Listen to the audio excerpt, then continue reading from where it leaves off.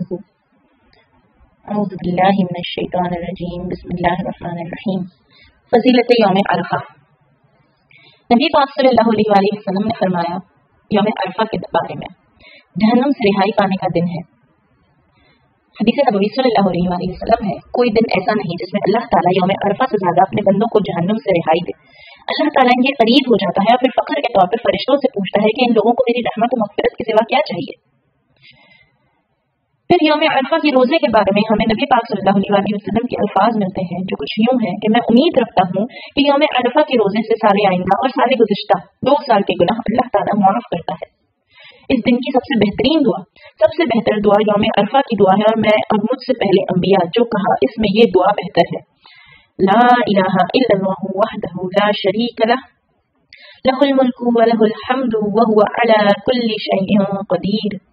اللہ کے سوا کوئی سچا معبود نہیں، وہ اکیلا ہے، اس کا کوئی شریک نہیں، اسی کے لیے ساری بادشاہت اور اسی کے لیے ساری تعریف ہے، اور وہ ہر چیز پہ خوب قدرت رکھنے والا ہے۔ اس دعا کو یوم عرفہ میں زیادہ سے زیادہ پڑھیں۔ عرفہ کا دن کوئی عام دن نہیں، یہ رحمت ہے، بخشش ہے، قبولیت کی انتہا ہے۔ نبی پاک صلی اللہ علیہ وآلہ وسلم نے فرمایا بہترین دعا عرفہ کے دن کی دعا ہے۔ اللہ تمہیں ہر زبان میں سنتا ہے، وہ تمہارے دل کے دھیمے خیال بھی سمجھ لیتا ہے جو ابھی زبان پر بھی نہیں آئے۔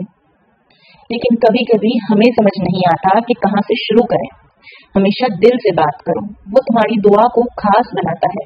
کچھ سب سے خوبصورت دعائیں خاموش بھی ہو سکتی ہیں، کچھ بآواز مانگی جاتی ہیں، لیکن یقین اور توکل کے ساتھ مانگی گئی ہر دعا ہمیشہ سنی جاتی ہے، بس وقت مختلف ہو سکتا۔ اللہ سمیع العلیم ہے، سب سنتا اور جانتا ہے، ہر کسی کی سننے والا مہربان رب۔ اور اگر تم کسی میننگ فل عبادت کی تلاش میں ہو، خاص کر ان مقدس دنوں میں، تو قربانی دینے کا سوچو۔ انا کی قربانی، میں کی قربانی، ضد کی قربانی، نفس کی قربانی، حسد کی قربانی، فضولیات کی قربانی، اللہ کی ناپسندیدہ اعمال کی قربانی، اور پھر جانور کی قربانی۔ ہر حصہ کسی روح تک پہنچتا ہے، ہر قربانی تمہیں اللہ کے قریب کرتی ہے۔ اس عرفہ کے دن کو صرف ایک لمحہ نہ بناؤ، اسے ایک نیا موڑ بنا دو۔ آج کے دن مانگو، رو لو اور غور و فکر کرو، نہ کہ کامل ہونے کے لیے بلکہ اس کے قریب ہونے کے لیے۔